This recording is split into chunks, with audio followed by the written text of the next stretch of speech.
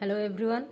आज आम देखा कटोरी आम वन डट बा सिंगल कटोरी ब्लाउज केमी काटे। यहाँ हूँ मेन आमर कटोरीटा। तो आपको आम डबल कटोरी कर सिंगल कटोरी कर। तो आम आगुरी तो वीडियो डबल कटोरी देखीचे, आज आम देखा सिंगल कटोरी। तो सिंगल कटोरी केमती बाहर करिया। तो आपको आम एमती तेरछा रखा, एपटा जमी स्ट्रेट आसो काटिले आसिक। तो आमर एपटे तलपट बढ़ ये सिलाई मार्जिन अध इंच बटम पट्टी आसो। एपटे एस पट्टी जोटियापी अध इंच आसो। तो आम ये रखीदे आपको सीधा ये मार्क करदे। आर गार गार आम मार्क करदे। फास्ट आपको मार्क कर बाहर करदे आम।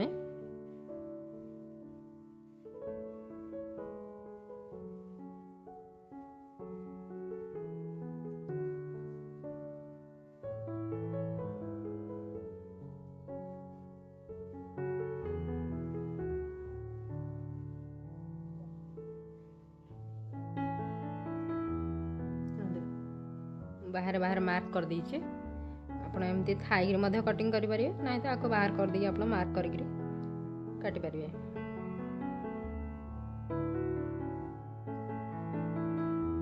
एपटू आम बटम पट साइड 2 इंच बढ़ाइबा। एपटे पॉइंट 5 रे गोटे मार्क करवा। ये अच्छे आमर 5.5 अच्छी। तो ये आम 5.5 रे गोटे मार्क करदे।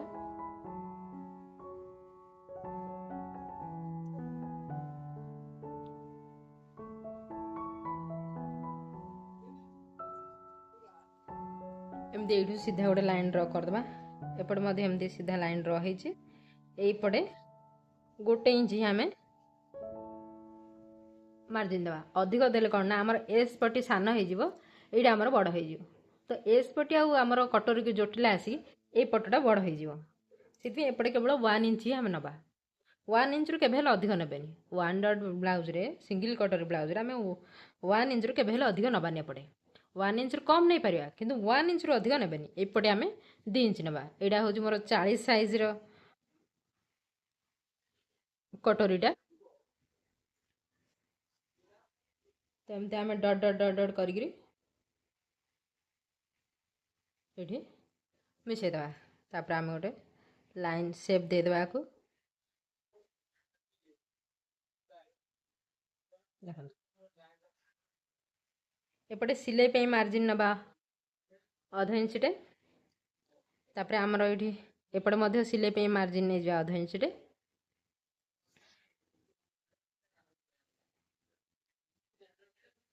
देखो आम ये मार्क करचे आमर सेंटर पॉइंट रू माइनस हम। तो सेंटर पॉइंट रू माइनस हेले देखीदे केते अच्छे 3 इंच अच्छी। तो 3 इंच रे गोटे मार्क करदे प्रथमे।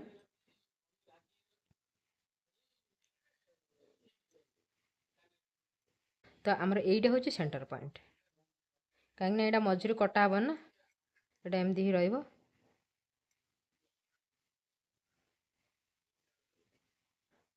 ये हूँ आमर सेंटर लाइन, यहाँ हूँ मिडल पॉइंट।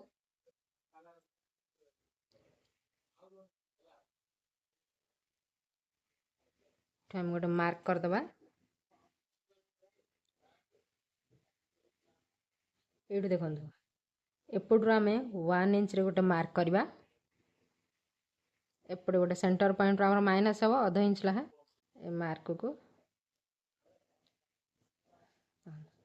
एतिक आमर माइनस हो।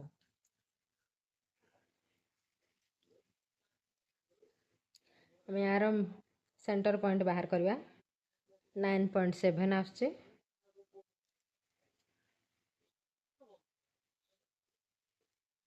गोटे स्ट्रेट लाइन तल को ड्र करदे। तो यू आम देखो आम डबल कटोरी ब्लाउज रे केमती देखो मुझे गोटे देखो मोर आगुरी मुझे काटिक रखी। ये 2 इंच आम कहीं नवा। ये देखूँ मुझे आगुरी काटिक रखी। तो आम यू गोटे इंच बढ़े आमर पपटा आसापी बोलिकी।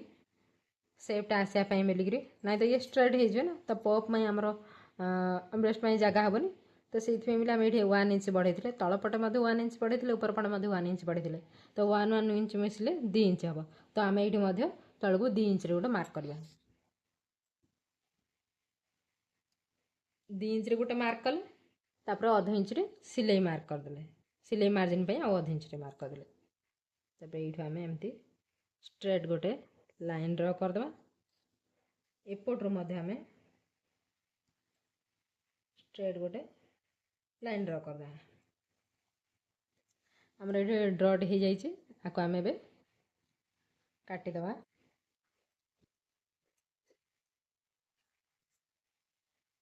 ये जदि आउ किसी डाउट अच्छी ताहले आपण कमेंट करि पारंती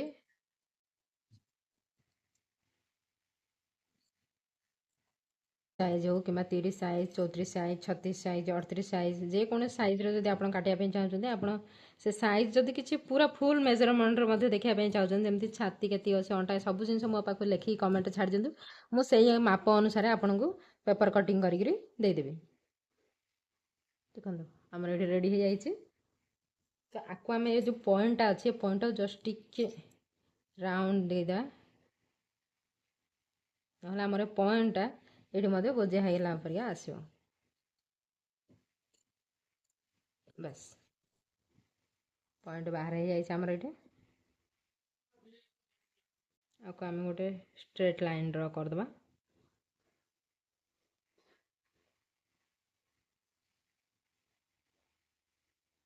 देखो आमर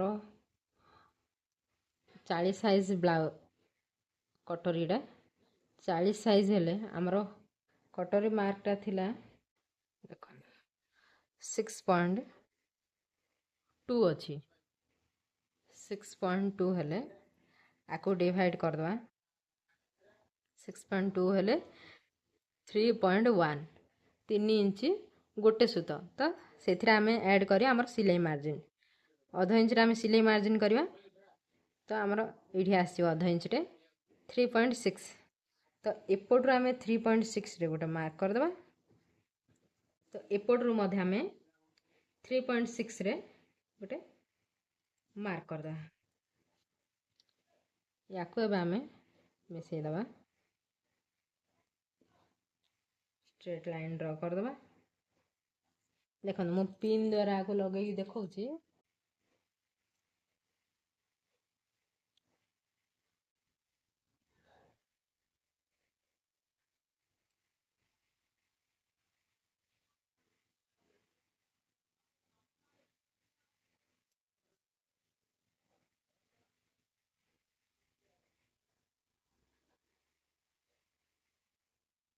देखो मुझे पिन लगे दीची एबे आम खोलिक देखा केमती यार सेप आस देखो देखिले केमती एकदम से सेप आसीगला ये आहुरी 2 पॉइंट आमर 1 इंच माइनस हो एपटे मुझे पिन लगे देखे दूसरी